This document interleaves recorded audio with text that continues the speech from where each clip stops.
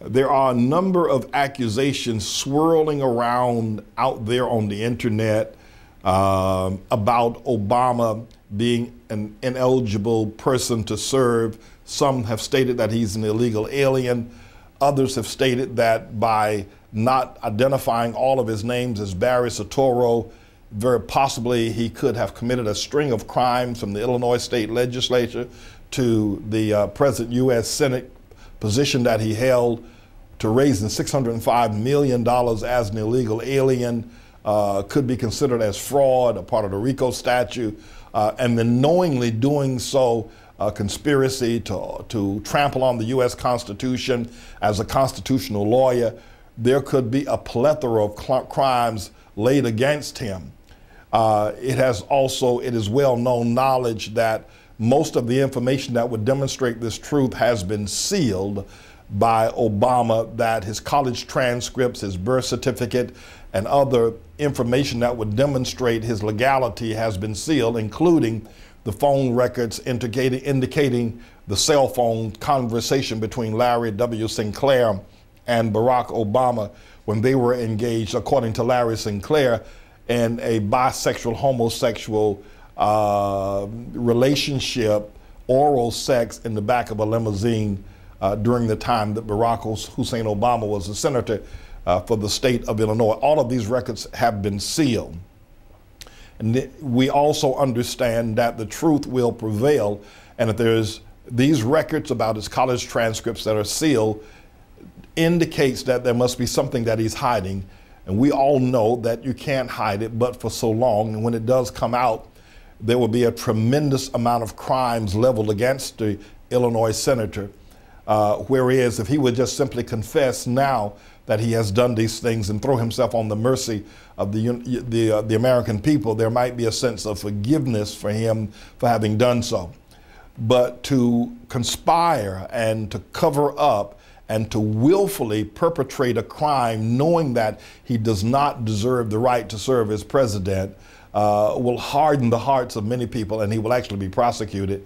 What we are looking at now is whether or not he knows this, and rather than stopping now in his bid for the presidency and confessing, he perceives that a better plan of strategy will be to be inaugurated, let the information come out, and then step down and ask Joe Biden to pardon him. That way he would escape any jail time. But if he steps down now, he will most assuredly face jail time. And again, the Manning Report wishes to offer this reasonable Occam's razor statement, meaning the simplest answer is always the best one and the accurate one. If he's hiding all of this information, everything from his relationship with Larry W. Sinclair to his college transcripts at Occidental, Columbia, and Harvard, and also if he's hiding information about his passports and his travel to Indonesia and his vaulted birth certificate in Hawaii, there must be a reason why. He's not hiding it because it will vindicate him. He's most likely hiding it because it will convict him. And if that is the case, then this information ultimately will be found out. Now, the Manning Report will also like to state that we have been informed that Michelle Obama, who practiced law for only 4 years from 1989 to 1993 after graduating from the prestigious Princeton University Law School, that she only practiced for 4 years. And the record states on the Illinois Bar Association that it was a court-ordered inactivity of her license to practice law. She has not practiced law for more than 15 years. And one would begin to wonder, while it only states that there was a court-ordered inactivity of her ability to practice law, one would wonder how could anyone have such a prestigious law degree and for 15 years not practice it. Even when she was an administrator with the City University Hospital, and when she sat on the board of the various organizations such as Treehouse Foods for Walmart, that law degree would have served her well as an attorney and as an administrator. So the Manning Report wishes to inform all Americans something that the news has covered up, that Michelle Obama, who graduated from Princeton University with a prestigious law degree, has been ordered by the court to inactivate that law degree.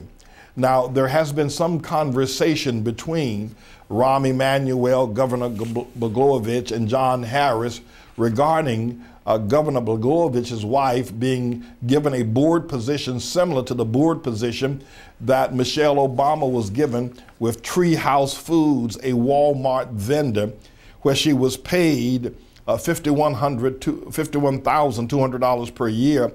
And she was also a non-executive director on that board at Treehouse, but she was also a salaried vice president at the University of Chicago Hospital, where she earned $271,618 in salary on a yearly basis. So these two positions that she was appointed to, in addition to the fact she earned $7,500 in shares, stock options that was given to her worth more than $72,000 from the Treehouse organization.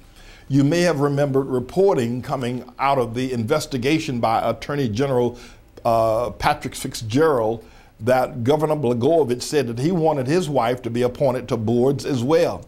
And he was referencing the fact that if Michelle Obama, who had no outside and private sector experience, could be appointed to such prestigious boards, earning such large salaries, in order to get Valerie Jarrett, who is an Iranian-born administrator in the Daily administration and a very close confidant of Barack Hussein Obama, appointed as the U.S. Senator from Illinois, Blagojevich simply said, if Michelle Obama can be appointed to such prestigious and high-paying positions, have no experience, I want my wife appointed to the same kind of prestigious, high-paying jobs in order for me to seat Valerie Jarrett as the Obama's first choice to fill his seat there in the Illinois State Senate. And thus we have this now major blow-up going on in the investigation surrounding Obama, Rahm Emanuel, John Harris, Chief of Staff for Rod Blagojevich, and Rod Blagojevich himself, whether there was a quid pro quo for them in the Senate in this investigation, the governor's investigation. It has further been learned that the Illinois State Legislature has been dragging its feet regarding impeaching Rod Blagojevich, because they feel that in the impeachment trial, there'll be just too many things revealed that would certainly reveal the goings-on between Michelle Obama, very possibly why she is on inactive status, why she has not practiced law within 15 years, yet this matter has never been brought or covered by the New York Times, ABC, CNN, or any of the major news works. We all think that she's a lawyer with a prestigious law degree. And also, whether or not the two, Blagojevich and Obama, were indeed in a pay-for-play relationship in the governor's race and in the senatorial race. And so it was discovered by the Democrats it would probably be better, and maybe recommended, be better, try not to impeach Blagojevich, because if you do, all the dirty laundry is going to come out.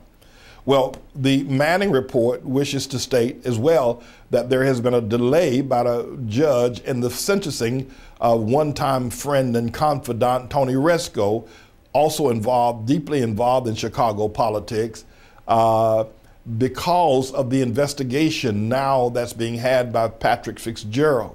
It is very possible that Tony Rezko is now singing or giving information regarding his relationship with Governor Blagojevich and also his relationship with Senator Obama. However, the Obama campaign have been masters has been masters at covering up information and keeping it from reaching the prying ears and eyes of the public.